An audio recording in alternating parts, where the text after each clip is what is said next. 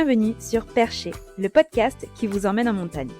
Chaussez vos skis et attachez vos chaussures de randonnée car nous partons pour un voyage à la station de ski des Angles et son village situé à 1600 mètres d'altitude à la rencontre de ceux qui vivent perchés sur les sommets.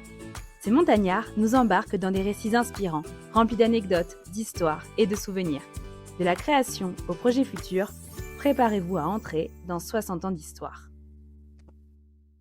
Aujourd'hui, nous sommes avec les docteurs Jean-Dominique et Véronique Laporte, ainsi que Gisèle, infirmière libérale aux Angles.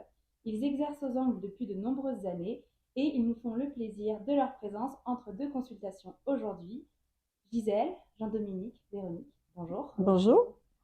Comment on en vient à choisir d'exercer la médecine en station de ski aux Angles ?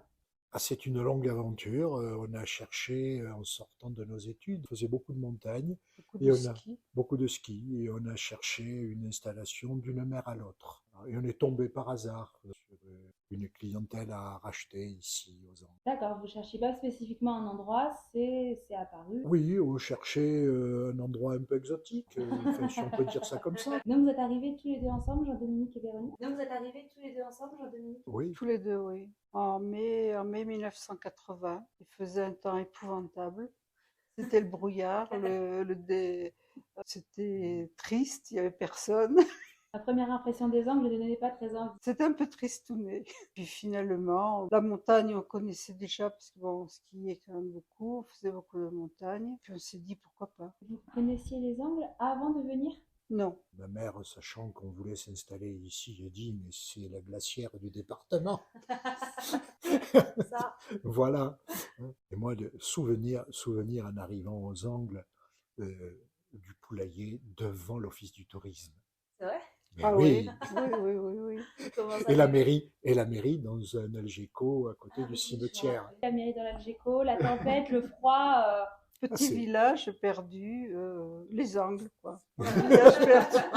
Et toi, Gisèle, qu'est-ce qui fait que tu es venue ici ? Alors moi, c'est parce que j'ai rencontré mon mari, il travaillait aux Angles, il avait son entreprise et tout, donc je l'ai suivi et je suis arrivée aux Angles. J'ai décidé de m'installer et je me suis installée en 1980 en libéral. Et depuis, je suis toujours là. Et quand on exerce la médecine, c'est facile de trouver un local pour s'installer ici aux Angles ? Oui, ça a été une longue aventure. 4 Non. médecins se sont succédés avant. Voilà, on est arrivé au numéro 4 sur les Angles. On était installé dans un tout petit local de la résidence de la Matte, dans 50 mètres carrés, et avec la radio qui faisait ce qu'elle pouvait dans un bout de réduit d'une arrière-boutique, petite surface, et on a vécu de façon acrobatique, on va dire.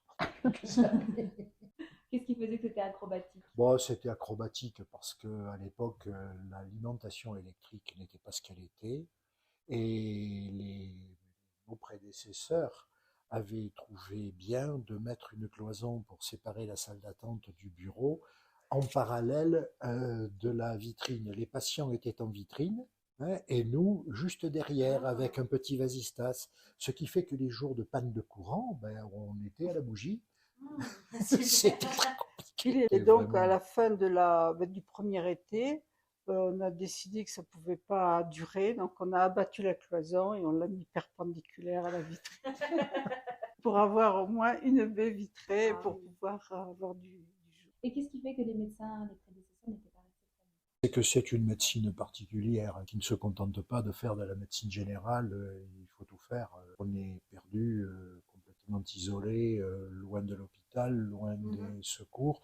À l'époque, le SMUR n'était pas ce qu'il était, les soins d'urgence. On était un peu livrés à nous-mêmes, dans un endroit très isolé. Le vieux médecin emblématique du pays, c'était la famille Cévennes, le docteur Cévennes à Montlouis, traversait le Cap Cyr pour aller faire un accouchement en ski de fond. Oui, donc voilà dans quel milieu nous arrivions. Pouvez-moi dire un petit peu plus la façon d'exercer, la façon d'être avec les gens, la façon de se déplacer. C'est pas du tout pareil que d'exercer la médecine en ville. Moi, je me suis retrouvée dans les Garroches aussi, où j'étais complètement bloquée, j'étais prise dans une congère et j'ai attendu que la DDE passe pour m'aider, quoi, parce que j'avais pas d'autres moyens. Puis à l'époque, il n'y avait pas de téléphone portable, il n'y avait rien. Comment Donc, on faisait avant pour justement quand il y avait des secours, il n'y avait pas de téléphone. mm, Comment est-ce que ça communiquait? Parce que là, on parle de la médecine donc sur le village, mais aussi sur la station de ski. Donc j'imagine qu'il y avait tout un lien à faire entre tous ces pôles-là. Ça a été une histoire très compliquée. Donc on a eu dans un premier temps, mais c'était au bout d'une 10-15 ans, un petit bip vendu par France Télécom, là qui nous bipait en nous disant on vous cherche. Et il fallait s'arrêter à une cabine téléphonique ou chez l'habitant pour pouvoir appeler. Et après, nous, on a eu un radiotéléphone. Et on faisait sans les services d'urgence. Accident de la route, accident de montagne, des Des accouchements. accouchements. Tout passait par nous. Et jusque dans les années 80, le docteur avait son listing de visites à la pharmacie de Formiguère. Les 4x4 n'existaient pas. Les pneus, c'était pas des pneus tout-terrain, c'était des pneus à clous. mais c'était super les pneus à clous parce qu'on tenait mieux, Ah mais on tenait mieux sur la glace. Et le deuxième hiver, le bas du Cap-Cyr a été fermé pendant 5 jours. Les gendarmes m'appellent, disent docteur, on va faire la tournée des villages du bas Cap-Cyr. Est-ce que vous voulez pas nous accompagner? Donc je suis parti avec des stocks de médicaments, ce que je pouvais, tout ça, dans l'estafette bleue des gendarmes. Et la fraise était passée et on arrive dans le virage de Puy-Valador. Et là, il y avait eu une congère tellement monumentale que l'équipement était passé avec la fraise et avait fait un tunnel. Et on est passé avec l'estafette bleue dans un tunnel. Pour aller voir tous ces petits villages qui du coup étaient coupés de, Oui. de tout à cause de la neige. Voilà. Et est-ce qu'il y a un souvenir qui vous a marqué? Non, le souvenir qui m'a marqué, moi, c'était une énorme chute de neige. On m'appelle à Matemal. Et j'ai vite fait le diagnostic. C'était cassé le col du fémur, cette pauvre dame. C'était impossible d'y aller. Et je vois le maire de l'époque, il m'a dit, oh, écoute, que cela ne tienne, on va prendre la dameuse des Angles. Donc, on part avec la dameuse. Et on a eu toutes les peines du monde en dameuse de passer. Il y avait tellement de neige que même la lame relevée, il poussait la neige. Donc on montait sur le tas de neige, on redescendait. Enfin bon, on voyait plus la route. Et tout d'un coup, on a vu un personnage qui sort le thorax et les bras qui nous fait signe comme ça. Arrêtez-vous, arrêtez-vous. On était en train de passer sur le toit des voitures. Oh là là, vous voyez sur les voitures. Et toi, Véronique? C'est une pauvre dame qui appelle le cabinet médical. Il y a tempête de neige, je suis perdue, je ne sais pas où je suis, je ne sais pas où aller. Et je dis, mais où êtes-vous? Elle me dit, mais je ne sais pas. Ah.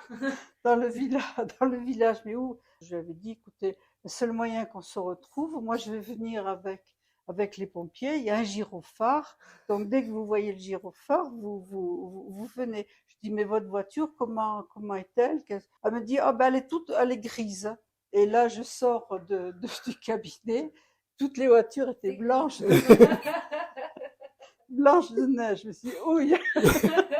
Puis finalement, on arrive et puis on voit une dame qui fait des grands signes. Elle était là, en fait, elle était à 70 mètres du cabinet médical. Tout s'était bien terminé. Et la tempête de neige finie, ils ont pu retrouver leur voiture. Moi, c'est un soir, alors il y avait du vent, de la neige, et bon, je vais voir le passé. Puis pour revenir, je descendais de la voiture toutes les 3 minutes pour nettoyer mes essuie-glaces. Je remontais dans ma voiture, je faisais 3 mètres. Alors c'était le vent surtout. La neige, ça va, mais le vent, c'est impressionnant. J'étais morte de peur. Ce jour-là, j'ai eu la peur de ma vie. J'ai cru que j'allais rester là-bas et toute seule toute la nuit. À l'époque, pas de téléphone. J'ai réussi à m'en sortir. Est-ce que maintenant on peut parler de l'évolution des pratiques médicales en station de ski? Une évolution très rapide. En mai 80, on avait la radiographie, le scanner n'existait pas, l'IRM encore moins, et l'échographie n'existait pas non plus. Il a fallu quand même 4-5 ans pour voir apparaître l'échographie déjà à l'hôpital, et puis ensuite le scanner aussi. Et à l'époque, j'étais à Bordeaux, et Bordeaux était la deuxième ville de France à avoir un scanner cérébral. Mais le scanner ne rendait pas des images, il rendait des chiffres. Et ça sortait des papiers, des grands papiers, avec des tas et des tas et des tas de chiffres. Et en quelques années, le scanner a permis d'avoir des images. Donc on a eu en premier le scanner cérébral. Et puis ensuite, très très très rapidement, on a eu un scanner corps entier. L'évolution aussi qui a été vraiment très très importante et très rapide, ça a été l'échographie. L'échographie donc n'existait pas quand nous sommes installés. Et très rapidement, en 4-5 ans, même pas, on a vu apparaître à l'hôpital uniquement, l'échographie. Mais l'évolution a été excessivement rapide. Oui, dans l'évolution, on a vécu avec Gisèle. À un moment donné, on s'est retrouvé à l'étroit dans notre petit cabinet là, de 50 mètres carrés. On a pu augmenter notre surface. Donc, Et nous tout avons d'un coup, on tous s'est travaillé retrouvé. ensemble. Voilà. Ah. Et là, on a tous fait quelque chose regroupés. qui Voilà. aujourd'hui est normal, mais à l'époque a C'est- été franchement révolutionnaire. Mettre une infirmière dans le cabinet des médecins.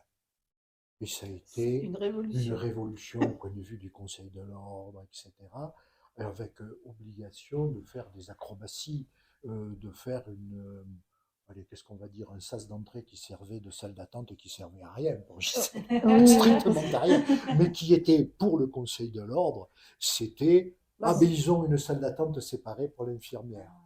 Ah oui, parce qu'on ne pouvait pas tout mélanger, Voilà. les médecins, les infirmières. Alors que Mais maintenant, ça a été une période où tout d'un coup l'activité hivernale devenait importante. La station a grandi, devenait avec une activité hivernale importante.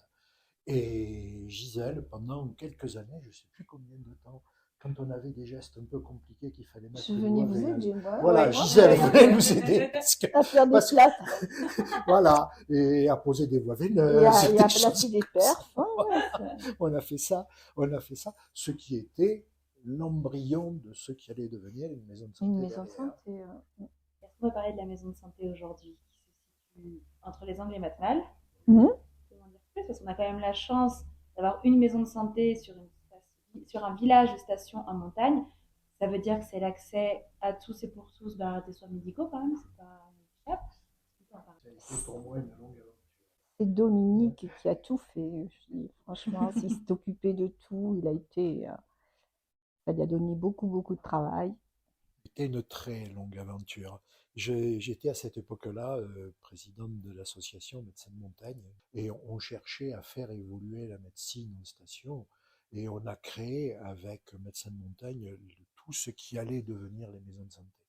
Et je me suis retrouvé à Paris avec un qui avait créé l'embryon des maisons de santé dans les villes. Voilà, on s'est retrouvé donc avec ces personnes-là à discuter de la mise en place des maisons de santé. Et au bout d'une longue bagarre locale, on a pu monter la maison de santé des Angles. Le simple concept était quelque chose qui est un petit peu irréel. Sauf que nous, on avait bien vu que nous n'aurions plus de médecins. Donc les effectifs se sont complètement effondrés. J'ai eu une aide gigantesque de 2 personnes. Donc aujourd'hui, je suis maintenant à la fédération des maisons de santé. C'est moi qui aide tout le monde à monter ces dossiers. Mais à l'époque, on ignorait tout, on ne savait pas comment ça s'était et surtout aucune connaissance d'un montage d'un dossier administratif pareil. Et donc j'ai embarqué Gisèle, Véronique et tous les autres. Ça a été quand même le parcours du combattant. Le parcours du combattant. Mais on doit être la seule maison de santé de France à avoir une des aides d'hélicoptère à côté. Merci en tout cas de nous avoir partagé tous ces souvenirs, toutes ces anecdotes. Et puis si on a besoin d'aide, Bien sûr. C'est la fin de cet épisode. Merci d'avoir rejoint Perché pour ce périple en altitude. On espère que ces histoires de vie en montagne vous auront plu. À la prochaine pour une nouvelle ascension auditive.